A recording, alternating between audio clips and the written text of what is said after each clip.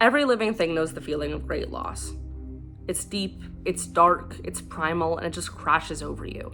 And that's how Tate feels every day, because Tate's little sister went missing a year ago. That meant Tate, who's a near valedictorian level student, dropped out because she was so obsessed with trying to figure out what actually happened. She's still obsessed, long after everybody else in her life has given up. And that's where our story begins. In our first episode, Tate's down at the beach with her brother Rich, a much cooler, older surfer. Ella, Tate's frenemy from high school who's now in the Coast Guard, comes over and starts gossiping about a popstar micro-celebrity who just bought a big mansion nearby. But Tate's distracted by something else.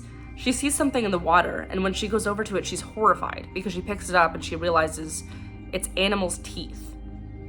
A week later, Tate still has the tooth, and she decides to go back to the beach to see if what she thinks she saw really is what she saw. But when she gets there, Ella won't let her on the sand because she says the Coast Guard found hazardous waste.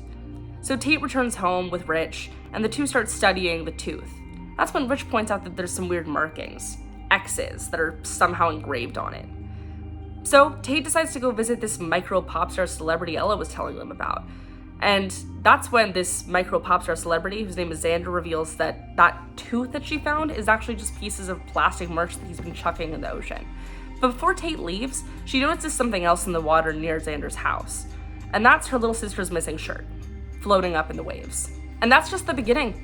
Floating between mystery and horror, Abyssal follows an obsessed college dropout as she tracks down the underwater paranormal monster that she believes is involved in her sister's disappearance. From episode to episode, you get to uncover every single horrifying clue in solving this mystery, all with an eerily beautiful beachside setting.